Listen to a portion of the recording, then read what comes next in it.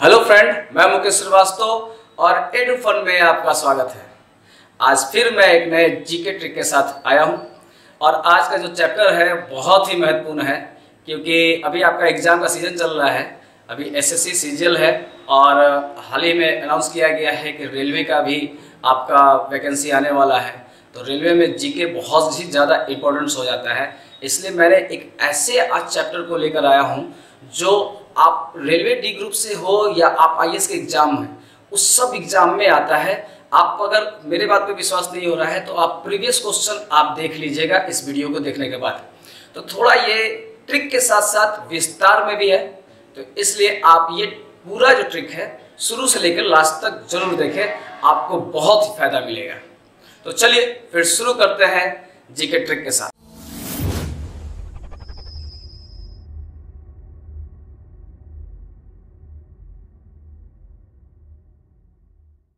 तो दोस्तों, आज का जो ट्रिक है वो है समाज सुधारक संस्था पर। जैसे बहुत सारे समाज आते हैं, ब्रह्म समाज, आर्य समाज, सत्यशोधक समाज, और कभी कभी हम लोग को याद होते हुए भी हम लोग कंफ्यूजन में होते हैं कि यार इसका कौन था, इसका कौन था, इसका कौन था। याद रहता है कि ये संस्थापक हैं, लेकिन किसके हैं, आर्य समाज के हैं या ब्रह्म समाज के हैं या सत्यशोधक समाज के हैं, तो थोड़ा सा कंफ्यूजन होता है। तो स्टार्ट करते हैं, थोड़ा देख लेते हैं इस ट्रिक को। यहाँ पे देखिए मैंने लिखा हुआ है ऊपर में बेबी। बेबी एक लड़की का नाम है और उसका शादी होने वाला है, इसलिए बेबी जो है सज गई है, यानी बेबी सजी। ठीक है, अब बेबी जो दुल्हन होती है वो सजती किसके लिए है, अपने वर के लिए। तो बेबी सजी वर, ठीक, वर के लिए। लेकिन वर है कौन, ये भी बात है, वर है कौन, तो वर है आदि शर्मा। यहाँ पे पूरे ट्रिक को देखते हैं। बेबी सजी वर आदि शर्मा के लिए। ठीक है, तो पहले वर्ड से शुरू करते हैं। यहां पे देखिए बेबी, तो यानी बे है, तो यहां हो जाएगा बेलूर मठ। बेलूर मठ एक संस्था है और ये देख रहे हैं बी, यानी पहला जो अक्षर देख रहे हैं वो संस्था के लिए है और जो दूसरा अक्षर जो देख रहे हैं वो जो संस्थापक है उनका है। तो यानी बे से बेलूर मठ और बी से आपका हो गया विवेकानंद। अब विवेकानंद के बारे में कुछ जानकारी ले लिया जाए, बहुत ही ज्यादा वीवीआई है। यहाँ देखते हैं विवेकानंद का बचपन का नाम क्या था, तो नरेंद्र नाथ दत्त। और इनका जन्म कब हुआ था, तो 1862 ईस्वी में। ये ब्राह्मण थे और इनके गुरु का नाम क्या था, तो इनके गुरु का नाम था रामकृष्ण परमहंस। और रामकृष्ण परमहंस के का बचपन का नाम क्या था, तो उनका नाम था गदाधर। ठीक है, गदाधर का नाम बचपन का नाम था किसका, तो रामकृष्ण परमहंस का। ठीक है, इन्होंने विवेकानंद ने एक रामकृष्ण मिशन की स्थापना की, फिर बाद में जैसे कलकत्ता में आपका बेलूर मठ हो गया। और इनकी शिष्या का नाम था मार्गरेट नोबेल। ठीक है, शिष्या थी मार्गरेट नोबेल और ये एक आयरिश महिला थी। आयरिश मतलब आयरलैंड की महिला थी। और इन्हें हम लोग जानते हैं निवेदिता, सिस्टर निवेदिता के नाम से भी, इसी नाम से ये ज्यादा प्रसिद्ध है। अब यहाँ पे एक गौर करते हैं, इनका बचपन का नाम नरेंद्र दत्त था और बाद में इनका स्वामी विवेकानंद हो गया। आखिर कैसे हुआ, तो 1893 ईस्वी में अमेरिका के शिकागो शहर में प्रथम विश्व धर्म सम्मेलन हो रहा था, जिसमें नरेंद्र नाथ दत्त भी भाग लेने जा रहे थे। तभी राजा खितड़ी ने इन्हें कहा कि आप अपना नाम स्वामी विवेकानंद रखिएगा वहां पर। तब से ये स्वामी विवेकानंद के नाम से जाने जाते हैं। अब आगे देखते हैं, यहां पर राष्ट्रीय युवा दिवस। तो बहुत सारे क्वेश्चन आते हैं, राष्ट्रीय युवा दिवस किसके जन्मदिन पे मनाया जाता है, तो वो स्वामी विवेकानंद के जन्मदिन पे मनाया जाता है। कब मनाया जाता है, तो आपका 12 जनवरी। ठीक है, अब आगे देखते हैं, सुभाष चंद्र बोस ने विवेकानंद को आधुनिक राष्ट्रीय आंदोलन का आध्यात्मिक का पिता कहा है। अब आगे आते हैं, बेबी सजी, यानी पहला अक्षर संस्था का है, तो स से हो गया आपका सत्यशोधक समाज। इसकी स्थापना 1893 में हुई थी और यह कहाँ संस्था बना था, तो बंबई में। और इसके जो संस्थापक थे वो थे ज्योतिबा फुल्ले। ठीक है, अब आगे आते हैं वर। अब यहाँ चूंकि ट्रिक बनाना था तो ब व एक ही लेके चलते हैं हम लोग, तो व र, तो व से हो गया ब्रह्म समाज, और ब्रह्म समाज के संस्थापक हैं राजा राम मोहन राय। ठीक है, राजा राम मोहन राय संस्थापक किसके हैं, तो ब्रह्म समाज के।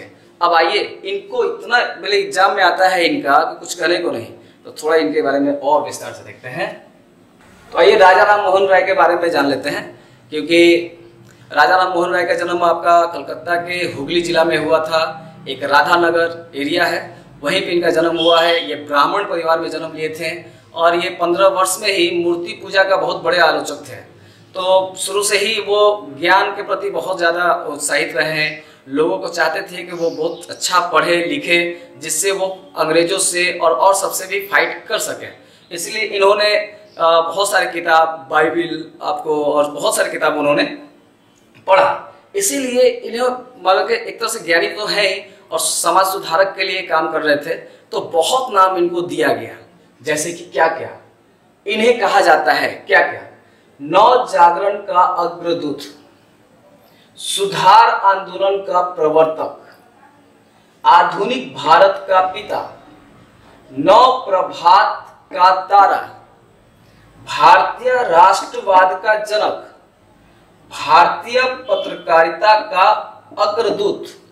सोचिए, तो अगर एग्जाम में अगर आ गया नव प्रभात का तारा किसे कहा जाता है, तो राजा राम, और नव जागरण का अग्रदूत राजा राम, तो हर चीज में यहाँ राजा राम आएगा। तो बहुत बड़ा फैक्ट है जो किसी भी एग्जाम को निकाला जा सकता है। फिर आगे देखते हैं, जो राजा राम मोहन राय थे, उन्होंने चूंकि वो ज्ञानी थे ही, अच्छा खासा भाषा का ज्ञान था, तो इन्होंने 2 किताब लिखा है। मतलब अभी जो फेमस जो किताब है, 2 किताब, एक तो आपका है मीरात उल अखबार, मीरात उल अखबार। अब इसको सुनने से लगता है कि ये उर्दू में लिखा गया होगा, लेकिन ये फारसी में लिखा गया है और राजा राम मोहन राय ने लिखा है। अब यहाँ पे दूसरा है संवाद कौमुदी, ये बंगाली भाषा में है और इसके लेखक भी हैं राजा राम मोहन राय। और इन्होंने ब्रह्म समाज के साथ साथ और भी संस्था का स्थापना किया, जैसे कि आत्मीय सभा, एक कॉलेज की स्थापना की जिसका नाम है वेदांत कॉलेज। अब इन्होंने विरोध किया। अब इन्होंने विरोध क्या किया, बहुत फेमस है क्योंकि लॉर्ड विलियम बेंटिक जब आए थे तो उनके साथ मिलकर इन्होंने सती प्रथा, जो मतलब जिसका पति मर जाता है और जो उनकी वाइफ जो है चिता पे जिंदा ही बैठ जाती है, उसे बोलते हैं हम लोग सती प्रथा, इसका खुल के विरोध किया। तो इसीलिए अगर सती प्रथा का अंत किसने किया, तो हम मान सकते हैं कानूनी रूप से विलियम बेंटिक, लेकिन अगर उनका नाम ना हो तो आप राजा राम मोहन राय को अच्छी तरह से आप क्लिक कर सकते हैं और एग्जाम में नंबर पा सकते हैं। फिर से अगर कहा जाए तो इनको राजा किसने कहा, ये भी एक क्वेश्चन आ सकता है कि राजा राम मोहन राय को राजा किसने कहा। तो इन्हें राजा कहने वाले थे अकबर द्वितीय, यानी अकबर सेकंड। ठीक है, अब आगे आते हैं। यहां पे देखिए लिखा हुआ है बेबी सजीवर आदि, आ और दी। तो आ से हो जाएगा आर्य समाज और दी से हो जाएगा दयानंद सरस्वती। तो अब आगे हैं दयानंद सरस्वती के बारे में थोड़ा जानकारी ले लेते हैं। दयानंद सरस्वती का बचपन का नाम था मूल शंकर, इनके गुरु का नाम था बिरजानंद, गुरु का नाम था, और इन्होंने एक नारा दिया था वेदों की ओर लौटो। ये बहुत बार एग्जाम में आया है। इनका नारा क्या था, तो वेदों की ओर लौटो। और इन्होंने एक आंदोलन चलाया था। एक्चुअली उस समय क्या था कि ईसाई लोग आते थे, तो ये लोग धर्म परिवर्तन का बहुत ज्यादा ये नारा दे रहे थे, तो ये बहुत विरोध कर रहे थे कि ये आप लोग हिंदू से धर्म में दूसरे धर्म में मत चेंज होइए। इसीलिए इन्होंने एक आंदोलन चलाया जिसका नाम था शुद्धिकरण। ठीक है, और ये बहुत अच्छे मतलब ज्ञाता भी थे, गौ रक्षा के लिए एक समिति बनाया और फिर से हिंदू के लिए बहुत ज़्यादा करते थे। फिर कहते थे कि स्त्रियों को वेद भी पढ़ना चाहिए, शिक्षा ग्रहण करना चाहिए, तो बहुत अच्छे सुधारक थे। और लेकिन इतना ज़्यादा विरोध कर रहे थे कि एक लेखक हैं जिनका नाम था वैलेंटाइन सिरोल। इन्होंने एक पुस्तक लिखा था वैलेंटाइन सिरोल ने, जिसका नाम था इंडियन अनरेस्ट। और इंडियन अनरेस्ट में कहा था आर्य समाज के बारे में कि यह भारतीय अशांति का जनक है। ठीक है, भारतीय अशांति का जनक कौन? तो आर्य समाज। किसने कहा? वैलेंटाइन सिरोल। और किस पुस्तक में कहा? तो इंडियन अनरेस्ट। फिर दयानंद सरस्वती ने कोई किताब लिखा है? तो हाँ लिखा है, उसका नाम है सत्यार्थ प्रकाश। अब यहाँ पे शर्मा के लिए तो रमा, तो यहां देख रहे हैं तो स से हो जाएगा शारदा सदन और रमा रमा तो शारदा सदन और संस्थापक थे रमाबाई। ठीक, और ये के लिए आप जो देख रहे हैं ये के लिए तो बस ये वाक्य को बनाने के लिए है। और मेरे ख्याल से आपको लग रहा होगा कि अभी आप इस फैक्ट को बहुत अच्छी तरह से देख लीजिएगा। अगर मोबाइल आपका छोटा है और आपको छोटा छोटा लिखा हुआ है तो चूंकि मेरा बोर्ड भी बहुत छोटा है, साफ साफ अगर नहीं दिख रहा है तो मेरे आवाज़ को सुन लें। और अगर और भी ज़्यादा हो तो इसे डाउनलोड करके इसको लैपटॉप में देखें, या बहुत आप इसको बड़ा भी करके देख सकते हैं, जिससे आपको बहुत सारे फैक्ट यहाँ पे मिल जाएंगे। और दोस्तों अभी चूंकि एग्ज़ाम का सीज़न चल रहा है, बहुत सारे एग्ज़ाम आने वाले थे, क्योंकि अभी बीच में बहुत सारा ब्रेक था, एग्ज़ाम नहीं थे, लेकिन अब आपको आराम करने की ज़रूरत नहीं है। आप कंटिन्यू पढ़ते रहिए। अगर 3-4 महीना अगर आप लोग बहुत ज़्यादा मेहनत कर लेते हैं तो आप रेलवे में या एसएससी में या अभी आपका बिहार पुलिस भी आने वाला है, बहुत सारे एग्ज़ाम आप क्रैक कर सकते हैं। तो और मैंने पिछले वीडियो में भी कहा था कि मैंने एक आधुनिक भारत का ई बुक लिखा है और उसका डिस्क्रिप्शन मैंने पिछले वीडियो में डाला हुआ है, आप वहाँ से भी जाकर डाउनलोड कर सकते हैं। और नहीं तो मैं उसका मतलब लिंक इसके डिस्क्रिप्शन में भी डाल दूंगा और यहाँ से भी आप डाउनलोड कर सकते हैं।